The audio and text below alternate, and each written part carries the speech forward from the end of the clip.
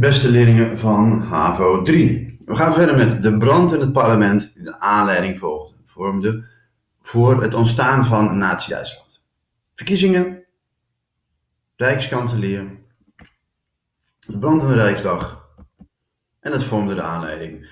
Hij kon zijn politieke tegenstanders uitschakelen, inperking van de grondrechten en novo election. Ja, allemaal om Nazi-Duitsland te kunnen vestigen. Hoe zag Nazi-Duitsland eruit? Welke vormen nam dat aan? Ja, vanaf 1933, zoals je daar kunt zien. Ja, hoe zag dat eruit? Nou, 1933. Iedereen in Nazi-Duitsland werd geïndoctrineerd. Dat betekent eigenlijk dat door propaganda er iedereen van overtuigd was dat Hitler de redding vormde voor Duitsland. Salvation. Ja.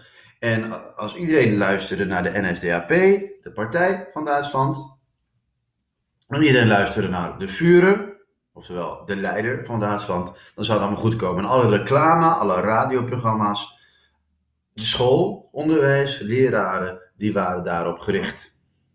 Politieke tegenstanders werden al snel naar de gevangenis gestuurd. Ja, dus na verloop van tijd waren er weinig mensen nog die Hitler tegenspraken.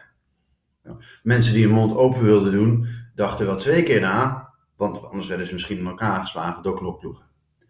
Al snel raakten de gevangenissen vol.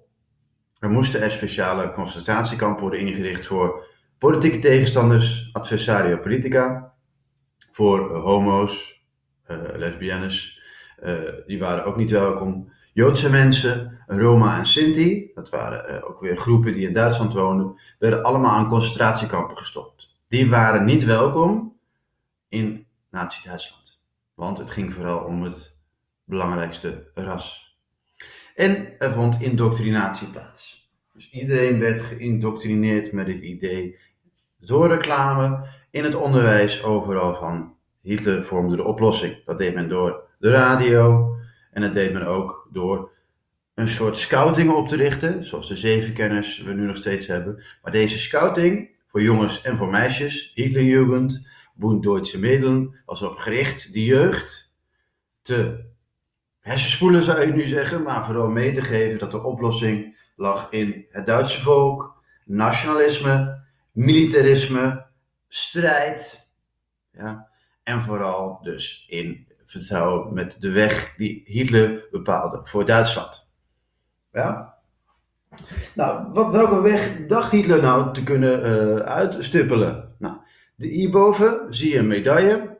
En die medaille is een medaille die vrouwen kregen als ze 5 kinderen baarden. Of misschien 6, of misschien 8. En als je er 8 baarde, zeg maar, dan kreeg je een gouden medaille. Baarde je er 6, kreeg je een zilveren medaille. En baarde je er 5, naar zijn munt toe, ja, dan kreeg je een bronzen medaille. Want hoe meer Duitse kindertjes, natuurlijk liefst met blond haar en blauwe ogen, hoe beter. Het erende Kreuz der Deutschen Mutter. Ja, hoe meer kinderen je kreeg, hoe beter. Het leger, wat toch in het verdrag van Versailles stond, kwam ook terug. Want Duitsland moest een groot en sterk leger hebben. Ja, en daarom werd de dienstplicht ingevoerd. Ja, de dienstplicht. Ja, en elke jongere vanaf 18 jaar, mannen natuurlijk, die moesten het leger in.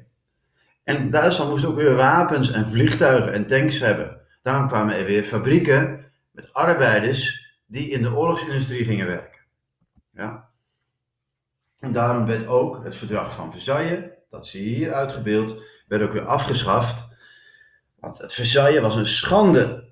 Daar moest je je vooral niet mee willen inlaten. Dat moest je vooral niet willen. Hè. Geen Versailles meer. Want dat was eigenlijk een punt van schaamte, zoals daar wordt uitgebeeld. Geen Versailles meer, dat was ook wat Hitler had beloofd. Ja. En zo probeerde Nazi-Duitsland heel het land achter Hitler te krijgen en zijn plannen voor Duitsland.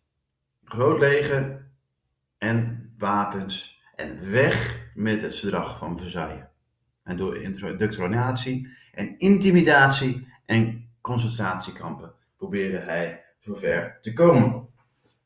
Nou, je ziet, ik heb zo goed mogelijk proberen uit te leggen wat in hoofdstuk 2 basis 2 staat, dat je daar kan vinden. Wat ik leuk zou vinden, als je hieronder een vraag stelt. Als er iets is wat niet duidelijk was, stel een